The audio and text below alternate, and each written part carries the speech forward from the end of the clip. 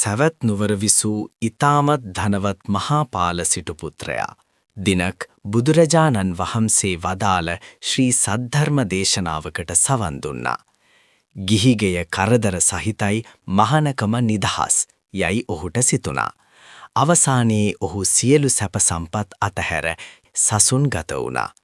මම මේ වස් කාලයේ තුල කිසිම දිනක පිට පොළවේ තබා නිදා නොගනිමි කියා උන්වහන්සේ දැඩි අදිෂ්ඨානයක් කළා. උන්වහන්සේ රැය දවස පුරාම භාවනා කළේ වාඩි වී හෝ සක්මන් කරමින් පමණයි. වැසිබර අඳුරු රාත්‍රියක උන්වහන්සේගේ මස් ඇස් දෙකම සදහටම අන්ධ වී ගියා. නමුත් හරියටම ඒ මොහොතේම උන්වහන්සේගේ සිතේ තිබූ සියලු කෙලෙසුන් නැසී ගියා. බාහිර ලෝකය අඳුරුවත් දහම් ආලෝකයෙන් උන්වහන්සේගේ සිත ඒකාලෝක කරමින් චක්කුපාල හිමියන් උතුම් රහත් භාවයටපත් වුණා. උදාසන වන විට චක්කුපාල හිමියන් සක්මන් කළ මළුවේ කුඩා සතුන් මිය ගොස් සිටියා.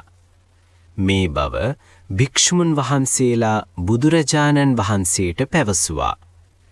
එවිට බුදුරජාණන් වහන්සේ වදාළේ චක්කුපාල හිමියන්ගේ ඇස් නොපෙනෙන නිසාත් උන්වහන්සේ සතුන් මැරීමේ චේතනාවෙන් සක්මන් නොකළ නිසාත් එමෙන්ම උන්වහන්සේ රහත් උතුමෙකු නිසාත් එම ක්‍රියාවෙන් අකුසලයක් සිදු නොවන බවයි. රහත් වූ උතුමෙකුට මෙවැනි දෙයක් උනේ ඇයිදයි භික්ෂූන් වහන්සේලා බුදුරජාණන් වහන්සේගෙන් විමසුවා. එවිට බුදුරජාණන් වහන්සේ වදාළේ පෙර ආත්මයක මොහු වෙද මහතෙක් බවයි. තමාට වංචා කළ කාන්තාවකගෙන් පලි ගැනීමට ඔහු ඇයට අන්ධවන බෙහෙත් දුන්නා. ඒ අකුසල කර්මය සෙවණැල්ලමෙන් පසුපස පැමිණි මෙලෙස ඵල දුන් බව බුදුරජාණන් වහන්සේ වදාලා. මෙසේ පවසා බුදුරජාණන් වහන්සේ මෙම ගාථාව දේශනා කළා. මනෝ පුබ්බංගමා ධම්මා මනෝ සෙට්ටා මනෝමයා මනසා චේ පදුට්ටේන භාසතිවා කරෝතිවා තතෝනං දුක්ඛ මං වේති චක්ඛං වහතෝපදං.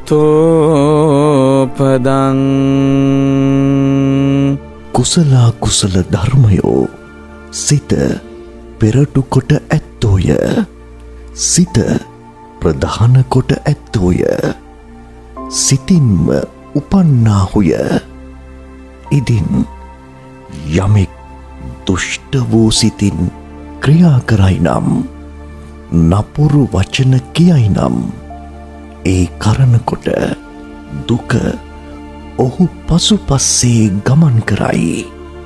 කුමක් මෙන්ද කරත්තේ බැඳි ගොනාගේ පය අනුව යන රෝදය මෙනි.